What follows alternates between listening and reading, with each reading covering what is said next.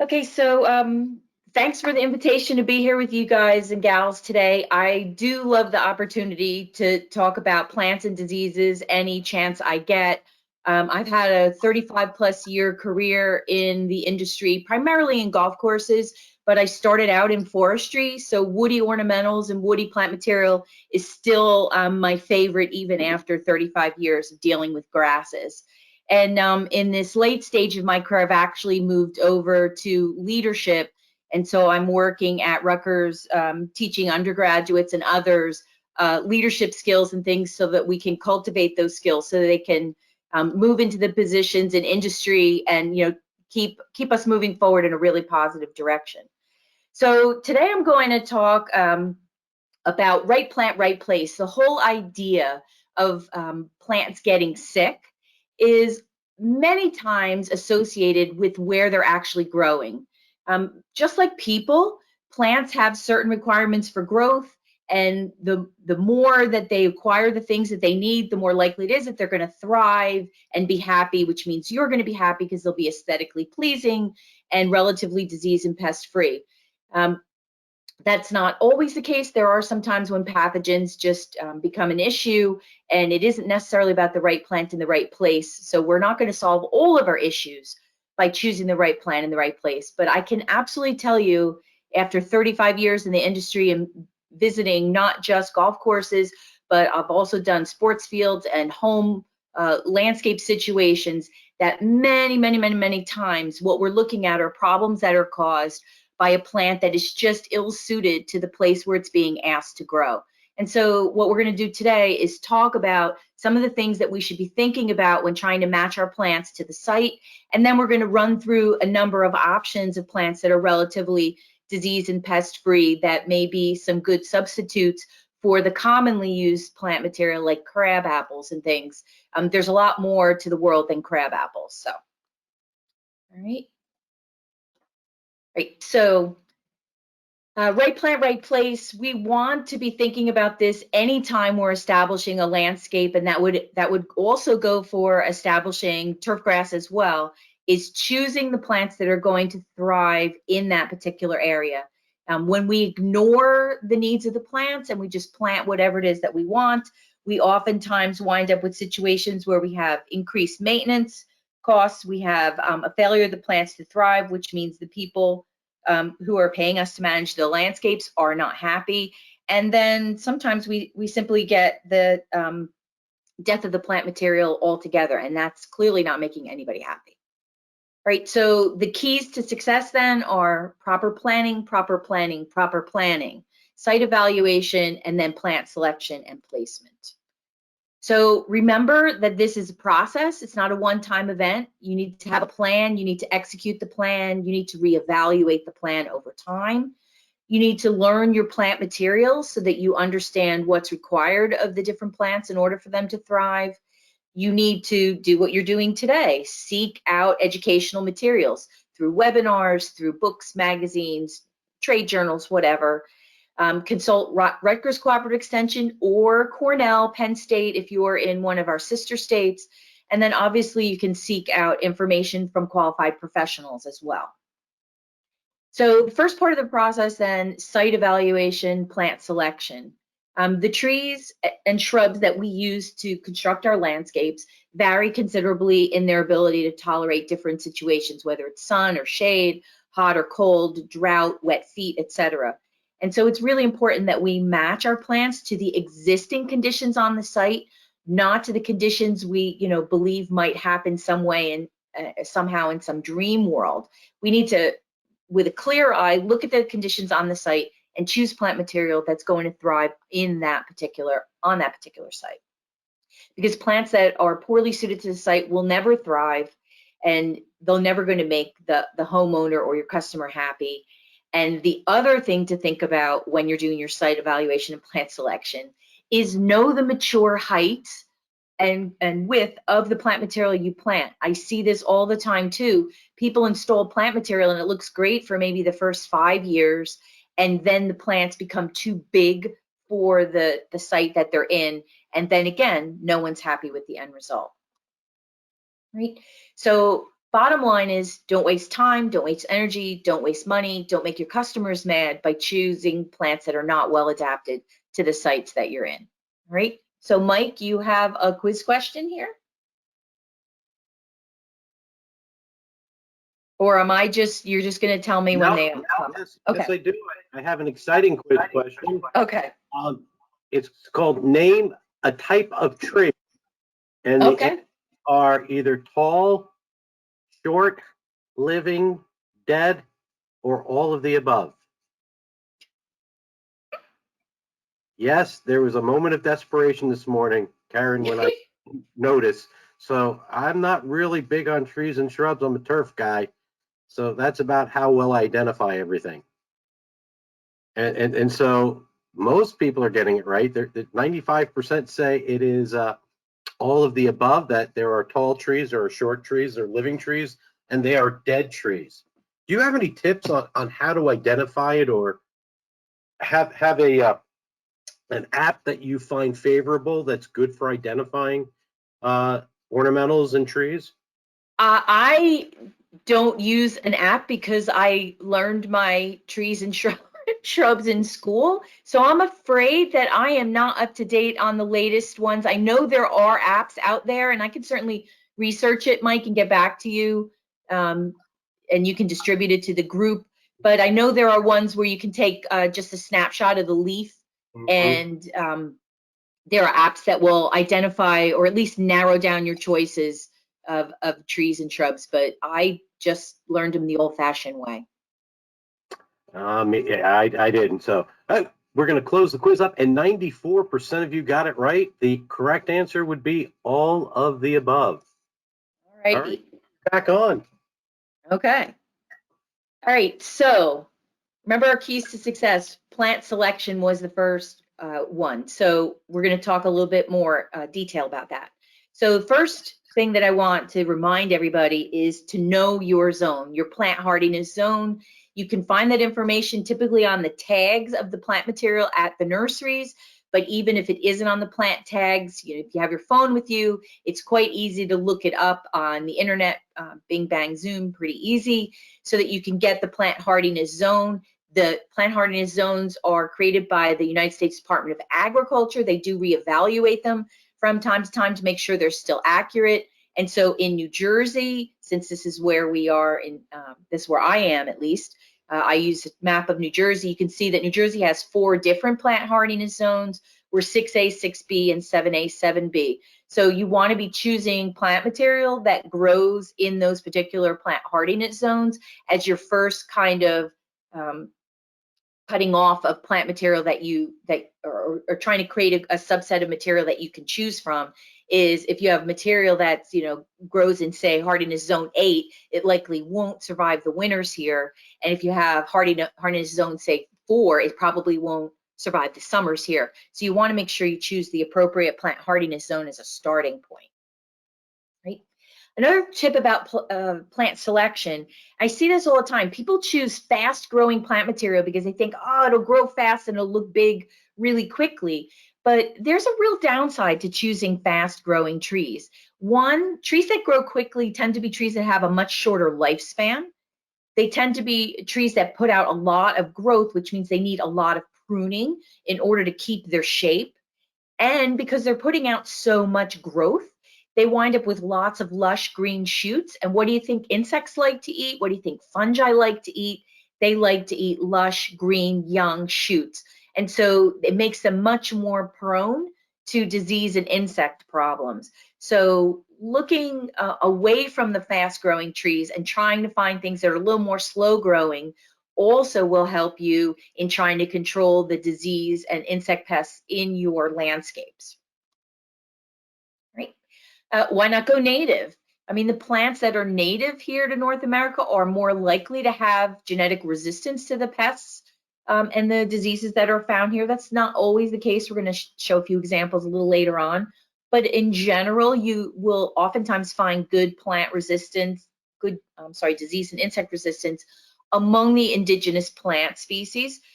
There's also an argument to be made about trying to avoid invasives and things that are not native.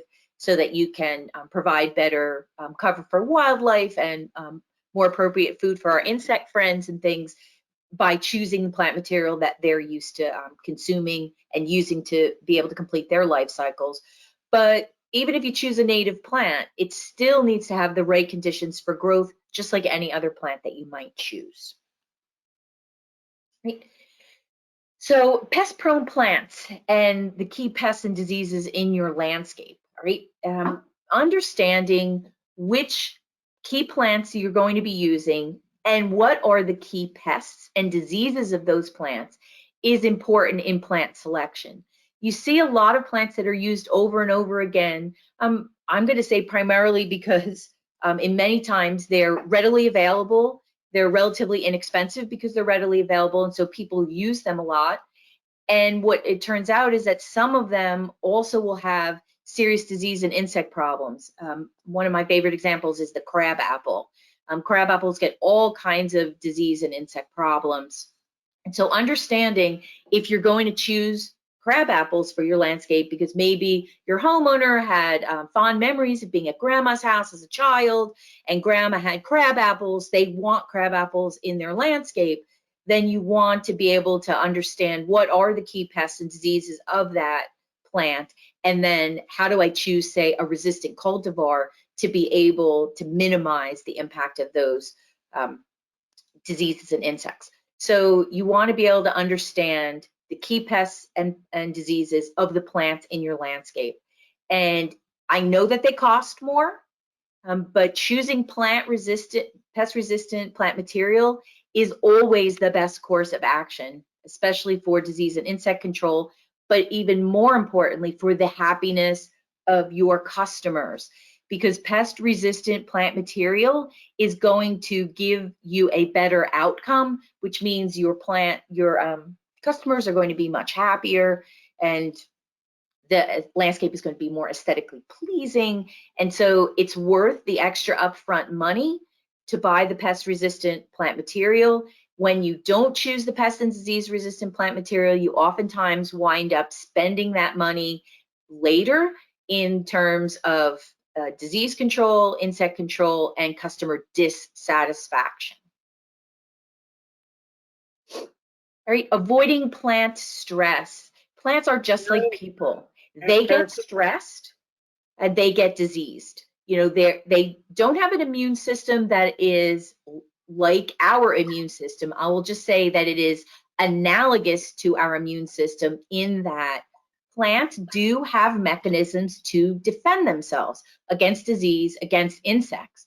And when plants are stressed, those mechanisms of defense do not function as well.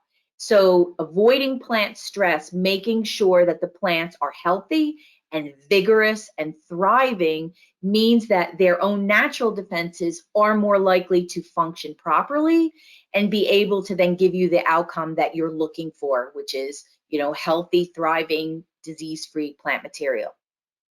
Many of the diseases that we see and many of the diseases that I get asked about, you know, what do I spray for this? Karen, I've had this, you know, disease on my leaves, etc. A lot of times, the diseases that you're seeing on your ornamentals and your woody plant material is actually not primary pathogens. Many of the times it's what we call secondary pathogens.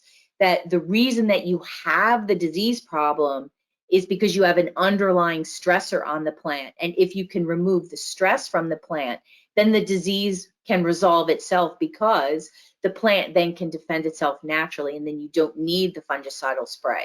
So when I see certain diseases, my first questions are all about the environment that the plant is growing in to try to get at the underlying cause of the disease. Because just like us, stress kills. Mike, are there any questions in the chat or? Hearing nothing, I'll just Yes, there are some questions, Karen, if you want me to address. Sure. Okay, I have one here from Thomas. Are there any new cultivars of boxwoods that you would recommend? I am not up to date on my boxwood cultivar, so I would have to look that up and get back to you. I'm afraid that I do not have that information. Okay, no problem. And then a second quick question from Brian, is it better to plant a tree in the spring or the fall? It depends on it depends on the species, because some species very definitely have specific times of the year where they want to be planted. So that would be the first thing to do, would be to look up the plant material that you're looking to install to find out what is appropriate for that plant material. But in general, the rule of thumb is fall is better, because the idea is that there are less stresses on that plant material. You plant it in fall, it's not as hot. You can keep the plants watered, and they can grow until the soil freezes. And then in the spring, they can start growing immediately, so that by the time you get to summer, which is the most stressful point for many of our plants, they've had the maximum amount of time in the ground to put out good roots and get established. But you can plant in the spring. There are a few plants that you don't want to plant in the spring. That's why I say you have to look up individual plants. In general, fall is better, but spring is when everybody wants to get out in the garden and do things. So turf is the same thing. It's better to plant turf in the fall than in the spring, but everybody wants to get out after cabin fever of winter and start planting and establishing. You can do it, but it takes a little more effort, because you got to be more mindful of keeping the plants well watered and things. So when you have the opportunity, install in the fall, but you can install most things in the spring. It just takes a little more effort. I just planted a number of 15-foot white pines on my property for screening, and I planted them in December. It was appropriate time to still plant that late in the year, and less of an issue rather than waiting until March or April. I'd rather just get them in the ground and let them start growing. So. Okay, great. Thank you. All right. You're welcome. All right, so plant placement. We need to think about a number of different factors when we think about plant placement. We're going to go through each of these individually real quickly. All right, first thing we typically think about when we're thinking about the exposure of a plant is the light level and the intensity of the light, right? So it's not just sun and shade, but it's how long is it sunny, or how long is it shady, and what time of day is it sunny or shady. Obviously, I think everybody on this call understands that there's a big difference between morning sun and afternoon sun. So understanding the amount of light, the intensity of the light, and the duration of light is pretty important, because plants have very specific needs for the light levels that they need. And then you also have to think about the obstructions that are within the landscape environment, whether they be buildings, whether they be other trees. And again, you might have a tree today that's not obstructing, but 5 years from now, when that tree grows several feet, it may start to provide some kind of obstruction of the sun. So you have to be thinking about the landscape, not just today, but how it will mature over time. So taking into consideration things south and west facing versus north and east facing, two very different things. Plants that need a lot of light and you put them in a low light environment, they tend to be very weak, and they tend to be what we call leggy. They tend to grow really long stems. The stems tend to elongate because they're trying to reach for the sun. Unlike us, we can just pick ourselves up and walk over to the sunny or the shady area, whatever it is we prefer. But the plants are stuck wherever it is they've been planted. So they'll grow really long, what we call internodal regions of their stems, in order to try to reach for the sun. That makes them very leggy, very weak, and usually pretty unattractive looking as well. And then plants that prefer lower light exposure, you put them in a high light environment, and then they tend to get things like sunburn and sun scald on the leaves, on the fruits, etc. So again, neither one of them is positive. So you want to be able to match the plants to the sun exposure of the site. Wind is something that people don't really think about, but winter injury from desiccation is a really big thing on things like rhododendrons and things that keep their leaves all year. So when you're evaluating a site, you need to be thinking about how much wind is going to be in that area and what direction is it going to be coming from. Winter winds tend to come from the north and the east, the north and the west. So they tend to have be a real desiccating factor on your plants. So things that are going to be more likely to desiccate, more sensitive to those low temperatures in winter, you might want to put them in a more protected place rather than on, say, the side of the building that faces north and west. People don't think about wind very much, but it's really more the desiccation in the winter where it becomes an issue. All right, heat and drought. I mean, folks think about this a lot because it's one of the most obvious signs that plants are unhappy. When they're getting too much heat and they're under drought stress, they wilt. So it's one of the most obvious ways they tell us that they're not happy. So when you're thinking about heat and drought stress, heat and drought play a huge role in many, many diseases that develop in plants, mostly because it puts a stress on the plant and then makes them more susceptible to the development of these diseases.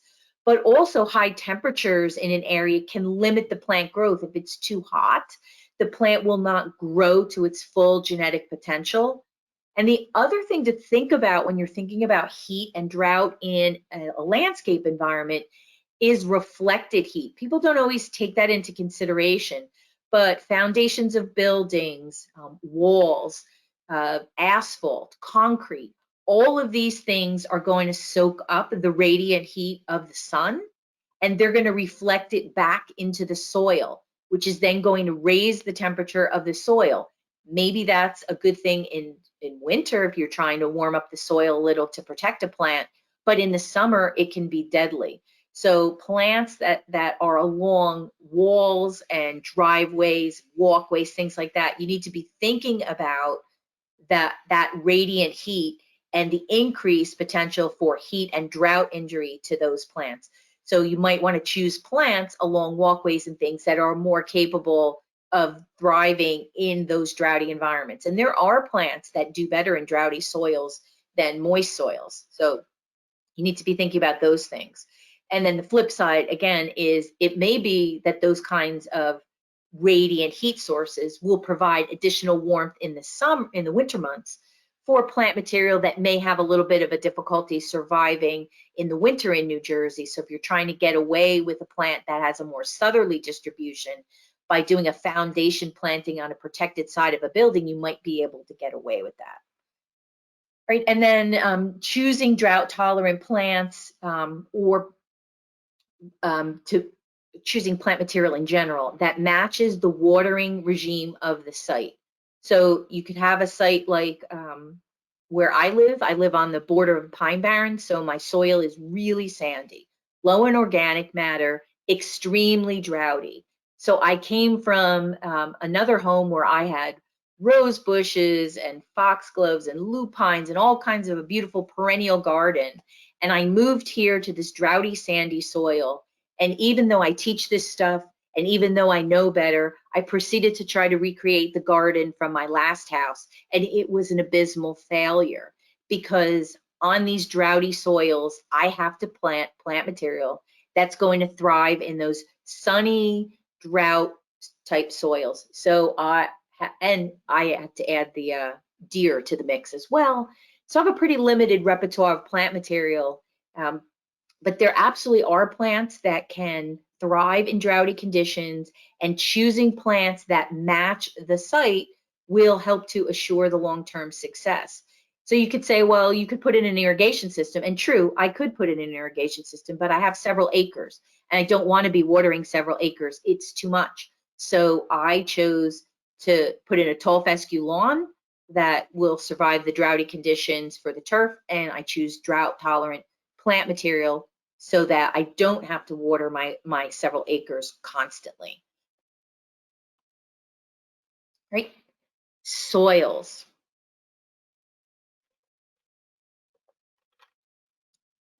One of the things that we didn't mention in my biography, because clearly you guys don't need a 27-page curriculum vitae from me to know every little thing that I've done for the last 30 years.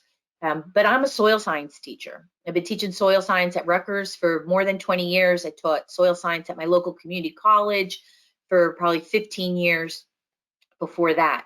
So soils are my passion. So when I tell you that this slide right here, that I could talk about this slide literally for 3 hours, I could talk about this slide for 3 hours. There's a lot of information here. But in the end, unless you are dealing with a planting where you can actually manipulate the soil, where you can remove the soil that's there and bring in the soil that you want, which we do say on a golf course on putting greens, we do have a situation where we get rid of the native soil and we bring in soil of our own choosing. That's usually not the case. Most of the time, overwhelmingly, we have to deal with the soil that is on the site as it is. So there's some manipulations that we can do, but things like texture, that's a property of the soil that is not easily manipulated, but it is going to determine how easily a soil drains, how droughty a soil is going to be, and it will control how much organic matter is in the soil, which also will control nutrient availability in the soil. So choosing plants that will do well in the texture of the soil that you have on site is really important. pH of the soil, we can change the pH in limited ways, but the only way that you'll know whether your pH is appropriate for your plant material is to test your soil. So all of you who are managing plants, whether it's turf, whether it's ornamental, should be testing the soil on your properties from time to time.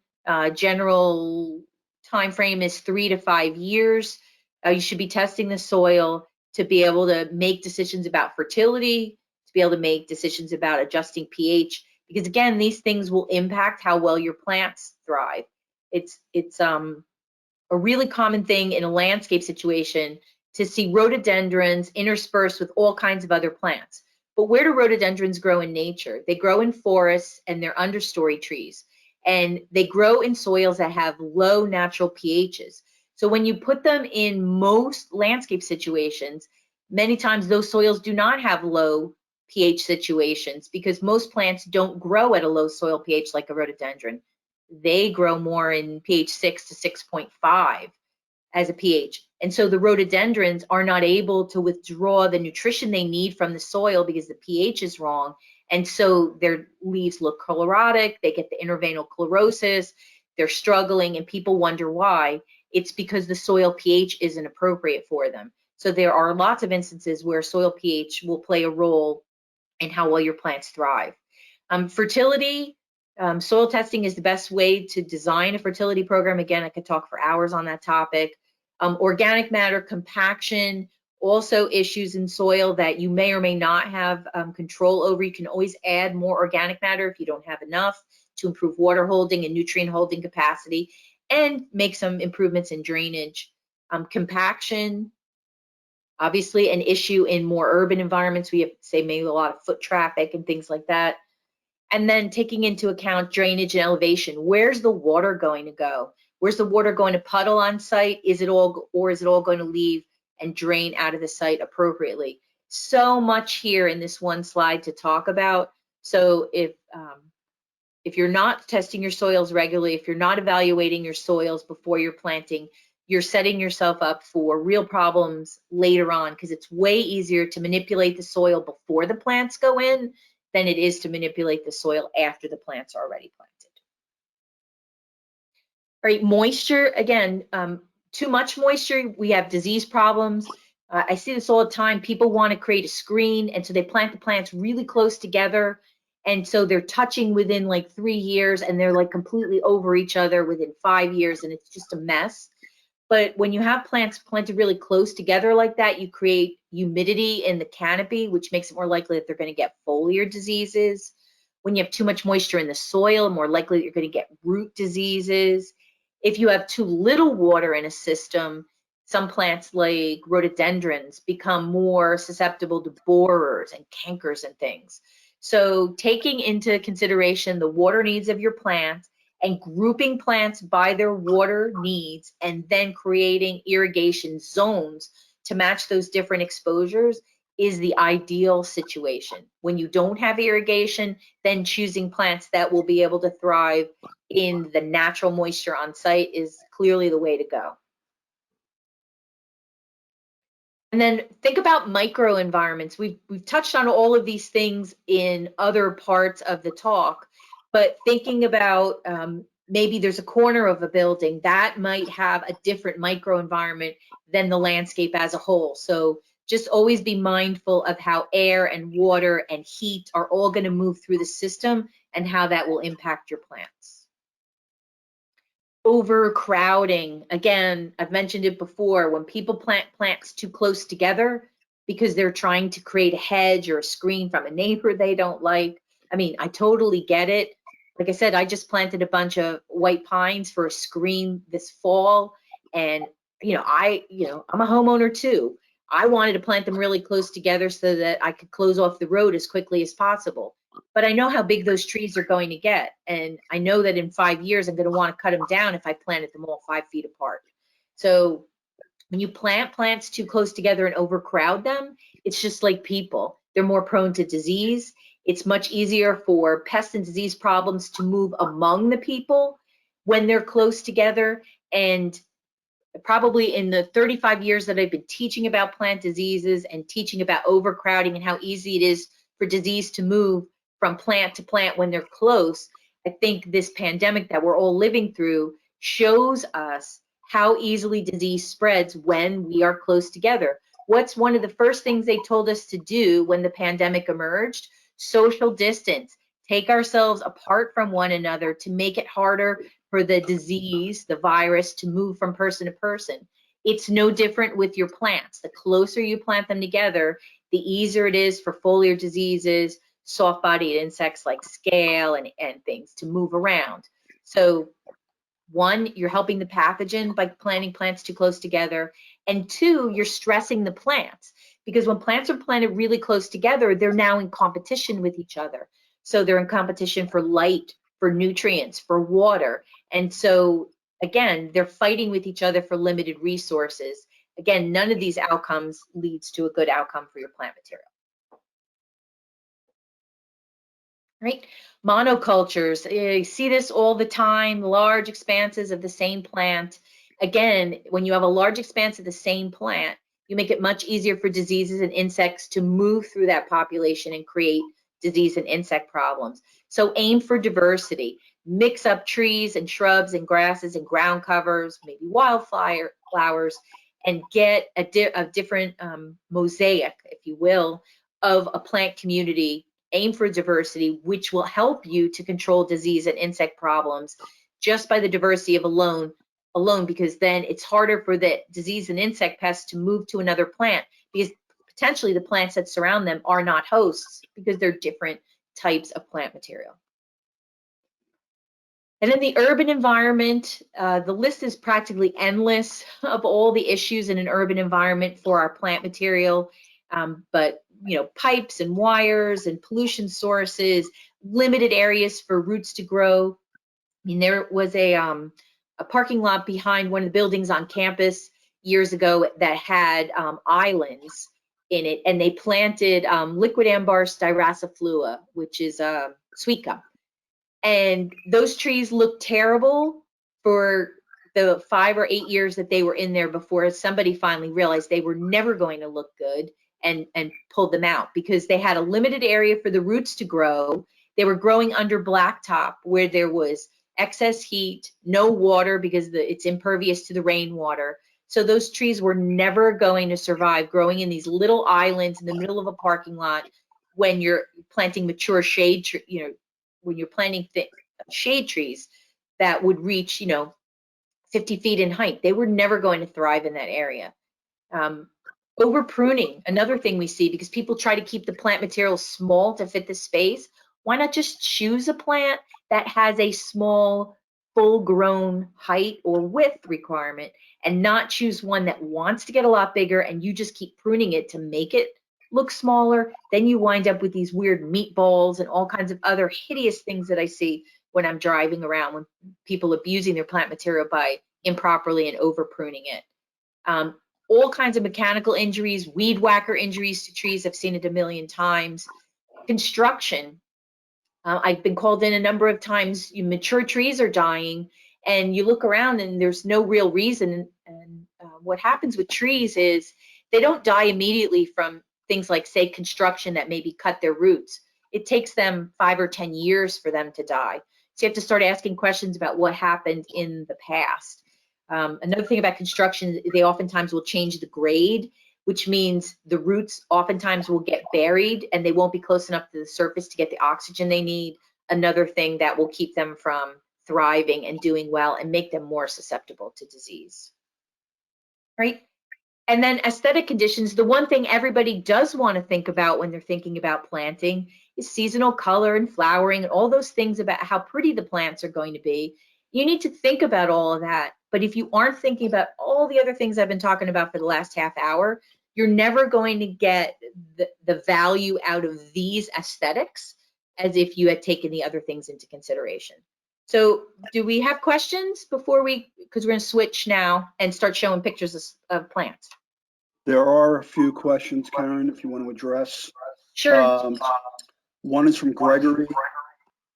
What are your thoughts on adding new soil organic matter to the whole of a newly planted tree or shrub when its surrounded soils are severely compacted, when complete soil removal isn't realistic?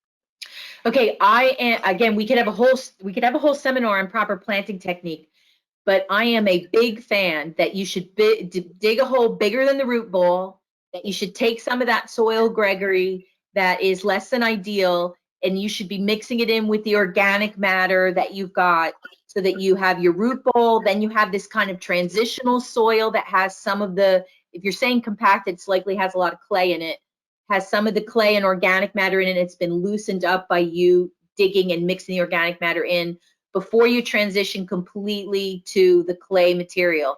And you want to kind of chop at that clay material, because I don't know exactly how compacted you're talking about, but you don't want to create a bowl where the water is just going to sit. So you want to make sure there's an uneven surface of that material, the existing material. You want to make the hole bigger than the root ball so that you have a zone of mixed material between the material on site and additional organic matter, so that the roots come out of the root ball, they have an area to move through, and then if you have kind of chopped at the surface of the soil that's compacted, then you have maybe some areas, little nooks and crannies where the roots can start to move into that soil. So you want to make it as easy for the plant roots as possible to transition from the root ball to that kind of mixed material into the native soil. They will go there eventually if you give them the opportunity to do that.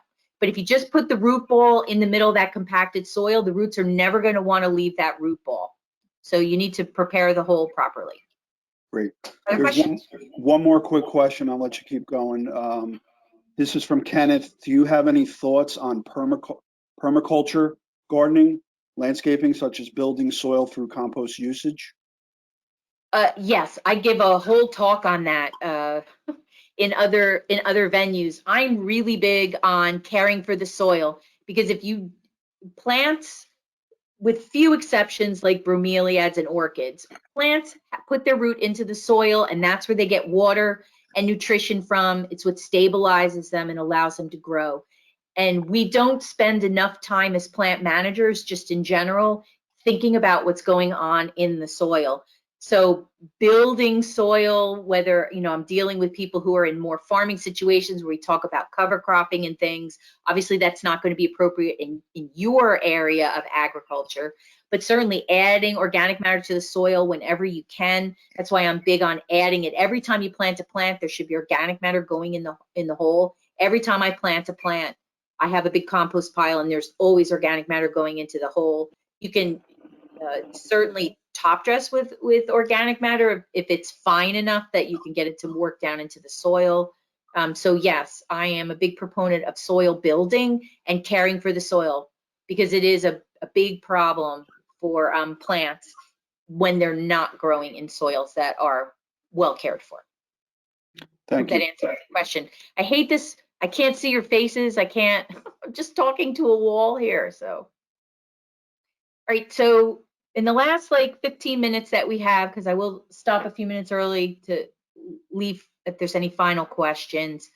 Our goal here is to put plants into a situation where they'll need lower maintenance because they're getting what they need from the environment you've put them in.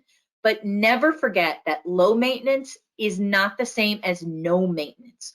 All plants need some routine care in order for them to succeed, right? So obviously all the things that we've talked about already are really important, but then the next part of it is caring for them after you've sited them well, making sure they're pruned and fertilized and watered, whatever it is that they're going to need to continue to thrive.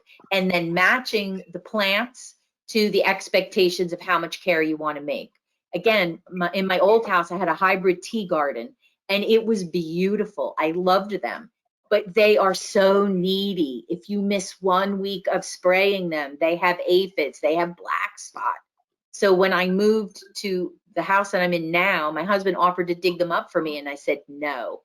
It was a mistake. I am not interested in having to pay attention to these things like they're an infant, and you can't look away from them for a minute. I have knockout roses in my house now. Way less maintenance, little pruning and things, but for the most part, nothing like a hybrid tea rose. So matching your maintenance to what the homeowner is required to either pay for or do themselves is really important. And never think low maintenance means no maintenance. And you might have done everything right. You might have chosen the plants correctly and done all your planning, etc. And then you might still have some plants that just still fail to thrive. And in the end, these are living things. They all have their own genetic potential. There are a multitude of reasons why they still may fail to thrive, because the plant, as my professor used to say, the plants don't read the books. You know, the fungi don't read the books. We're the ones that write the books and talk about them. But in the end, they're the ones that are going to live in that environment, and it's going to determine whether they succeed or fail. We can make all the right choices, and sometimes things still don't quite work out, and just say, you know, oh well, and move and keep moving on. So in our last couple of minutes, I want to just show a bunch of pictures. I have given you guys a reference from UMass Cooperative Extension, so you don't need to necessarily take a ton of notes here, but I want to run through some options about placing plants in the right place, what they can look like when they're well sited, and what they look like when they're poorly sited. So this is what everybody envisions when they think about rhododendrons. This is where they grow in nature. They're understory trees or shrubs, usually growing at the edges of woodlands. They don't like full sun. They don't like a lot of heat. And this is what everybody thinks about when they think about, oh, rhododendron gardens, how beautiful. But this is really more like most of the rhododendrons I see when I'm out in the landscape. Foundation plantings, too hot. South-facing sites, too hot, too much sun. They get borers, they get cankers, they get all kinds of problems. Rhododendrons are never going to thrive as a foundation planting on the south side of a house, no matter how much money you spend. So, you know, don't put them there. All right. They get borers and cankers and all kinds of problems. Right. So here's a planting that was made. The trees were planted, they were relatively young. The junipers were planted as an understory. Everybody's looking good. It's a well-drained site because junipers don't like wet feet. They don't like a lot of water. They get full sun, which they require. Everybody's happy, looking great. A couple of years later, the trees have gotten bigger. They're casting more shade. An irrigation system was installed, and now all of a sudden, this is those same junipers that I just showed you in the last slide 16 years later. They're clearly failing to thrive here because the environment has changed, and the folks who installed the irrigation system and didn't take into account the trees getting larger and casting shade are now dealing with the consequences of junipers that look like that. All right, or something like a dwarf Alberta spruce. When they're in hot, dry climates, they get spider mites. Nobody wants a tree like that on their property. And yet, when they're in a cool environment, they're quite lovely looking, and the mites are not an issue. So again, well-sited plants can thrive. Poorly sited plants often suffer disease and pest problems. So the last few minutes, I want to go through some of the common plants that we use in our landscapes, and then I want to go with some of the alternatives, maybe that are less likely to be used and that you guys should at least consider. All right. So two-needle pines are out. No two-needle pines. They get all kinds of diseases. So these would be Austrian pines, Scots pines, black pines, red, mugo, Japanese black pine, a whole bunch of them. Two-needle pines, way more likely to get disease problems and insect problems. We get tip blight, scale, canker, tipworms, sawflies, bark beetles. nematodes, and the nematodes can be extremely quick in killing a tree. They can move through a stressed tree pretty darn quickly and kill the tree outright. So what do we do instead of 2-needle pines? 5-needle pines. Most 5-needle pines are going to be resistant or at least tolerant of the pests and insects that we have here in New Jersey. So here's a Swiss stone pine. All right, I don't see a whole lot of these, but resistant to the white pine blister rust, which is one of the issues on the 5-needle pines, but it doesn't get that whole host of diseases that the 2-needle pines get. White pines are also 5-needle pines, great for landscapes. I told you, I just planted some myself. The problem with white pines is twofold. One, they don't like wet feet, so don't plant them in a poorly drained site, and don't plant them too close. As you can see here, this homeowner planted them 5 feet apart. These trees are going to have a span of about 30 feet in diameter when they're mature. If they're 5 feet apart, what do you think these trees are going to look like in a few years? It's going to be a disaster. So white pines, a 5-needle pine, great alternative. Mugo pines are 2-needle pines, and people like them because you can get the dwarf cultivars and they're really kind of cute. But as an alternative, you can get a dwarf white pine, also a 5-needle pine, so it's not going to have the disease and insect problems that a mugo pine is going to have. So Mike, what fabulous quiz question do we have? Well, thank you for asking. Let's launch the quiz. Mulch volcanoes enhance the tree's survivability. True or false? I don't see this as much as I'd seen in the past from professionals, but I do see this a lot from homeowners where they just pile on the mulch every year, regardless of whether the property needed it or not.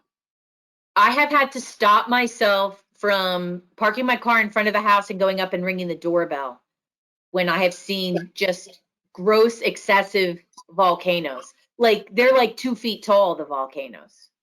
Yeah, you're a little bit more passionate about the mulch volcanoes than I am. But they'll kill the tree. That's why. Absolutely. And the tree didn't do anything wrong.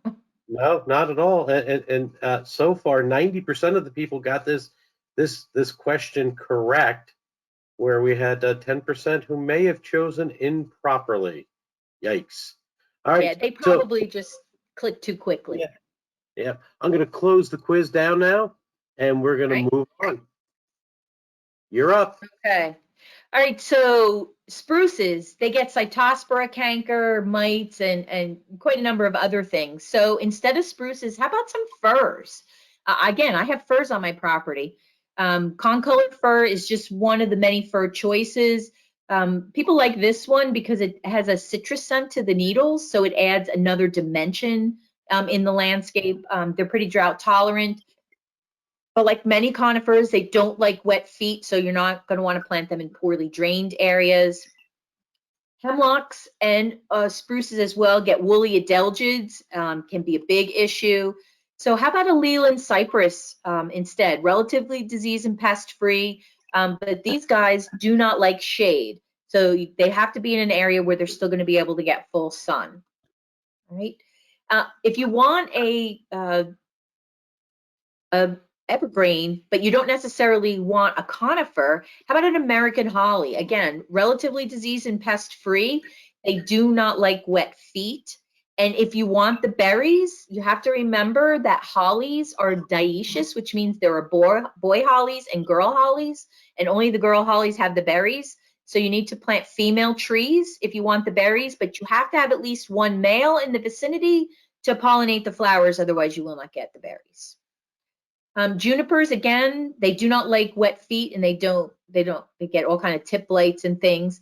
So how about Russian arborvitae? Again, shade tolerant. It's a nice ground cover and doesn't have the disease problems that the junipers have. Crab apples, if you haven't already guessed, not a big fan of crab apples. They get rust, they get scab, they get fire blight, they do that weird suckering thing. So if you want to plant crab apples, here's one place where I would say, why don't you look at the Asiatic species? They're much more disease resistant than the Native American crab apples. But there are resistant cultivars like Prairie Fire if you want them. Dogwoods, they're beautiful, majestic trees. I love them. They're so kind of graceful looking, but they do get borers, cankers, leaf blights, etc. Dogwood anthracnose, a big problem. So if those have been an issue on your dogwoods, again, you can look at the Asiatic Asiatic species, Cornus cusa. Now it has a different growth habit, as you can see, but it doesn't get diseases and borers. So a healthy tree with a different growth habit or a sick tree with the growth habit you want. There are cultivars that are crosses between the Native American dogwood and the Asiatic dogwood. So you get more of the American dogwood growth habit and you still maintain the disease and pest tolerance. Or how about Cornus moss, cornelian cherry? Again, you get a little more of that spreading growth habit than you get with the Cornus cusa. Birches, again, they're really pretty trees, but they get borers, they get leaf miners. So if you really want a birch, then I would tell you that you need to go with the river birch, Betula nigra. Heritage is just one cultivar, but they have that peeling bark, so they give you the interest that many of the birches give you, but you have much more resistant to borers and miners than you would get with the other birches. Right? Bradford Callery pears, I hate them. I'll just be quite frank. They have a terrible upright growth habit that is very susceptible to breakage. They also are not particularly strong trees. So, and they have that weird upright growth habit. I don't understand why there are so many of them, but builders, landscapers, I'm not sure who's planting them all, but they should all be banished. If you want a Callery pear, there are other cultivars like Chanticleer that has a much nicer growth habit, much stronger branches, much less problems than the Bradford pear is going to be. And Mike, I can hardly wait for your last question here. Well, let's launch it then. What tree should be found in every landscape according to Karen? Oh, yeah. A pear or a pear. I guess I should have put crabapple here. Sorry. Yeah. It seems that so far we're getting 100% of the answers correct. Yes. Everyone's going with pear. Yes. These Because folks- not all pears, but Bradford pears. Bradford pears. Well, I was trying to remember exactly what our conversation was last night, and I missed the Bradford part.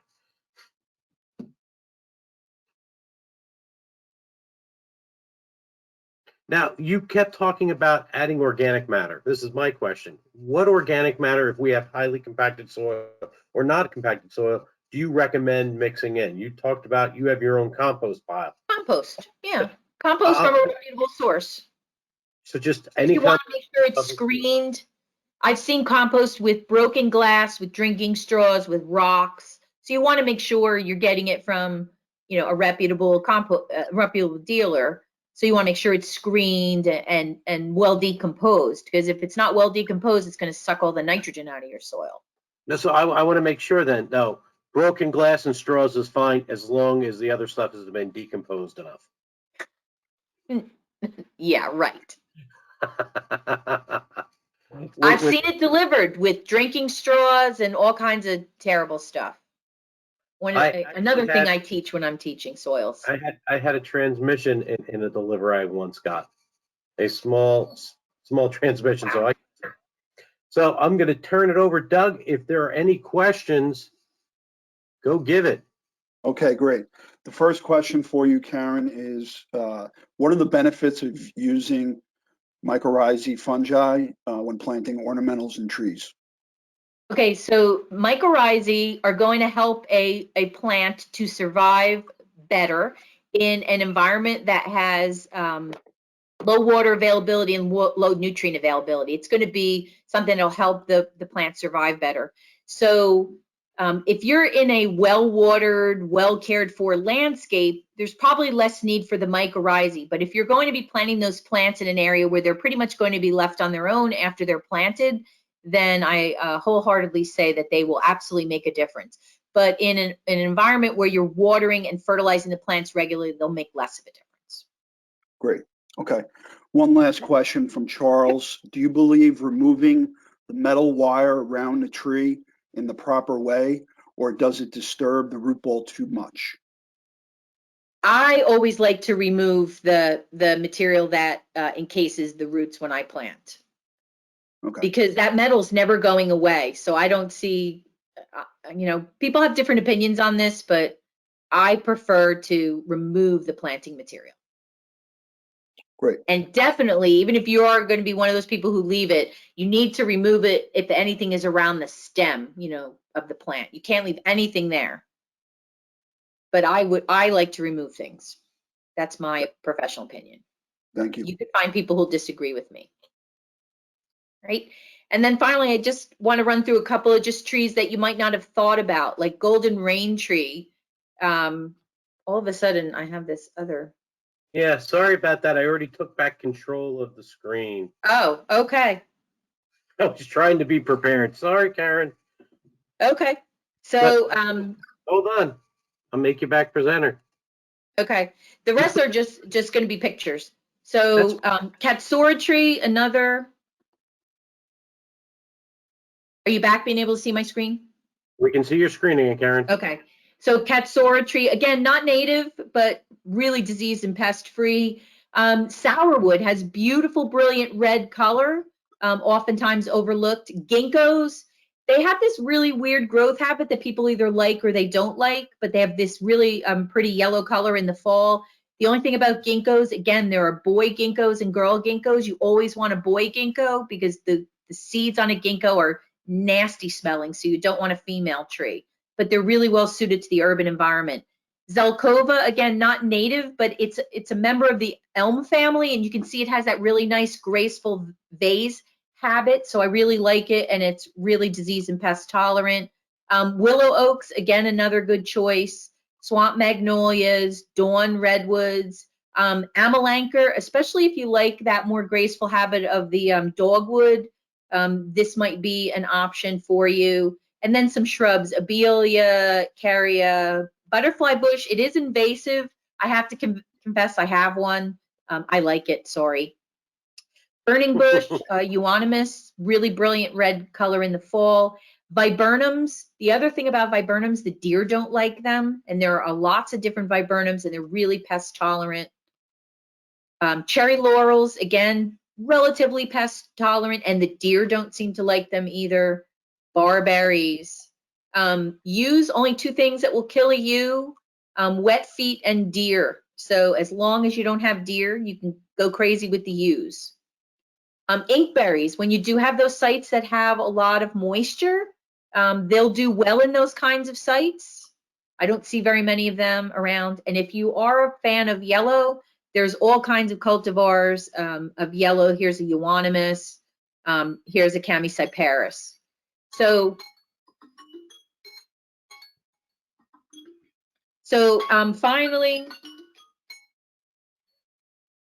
you guys have a copy of this UMass publication on Right Plant, Right Place. It is the publication I used to build this talk. You have it available to you.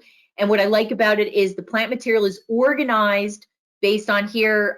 You have small trees that flower with no significant disease and insect problems, but it has trees that are good for wet sites, droughty sites, things that are good for hedges. They have them all broken down from small, medium, and large in size. So you can zero in on what it is you're interested in, full grown size, winter interest, whatever. And then they'll give you a list of trees and shrubs that you can look at, and then you can do your research and see which one of them might actually fit the best for you. So I really like this publication. It's really well organized and really well done.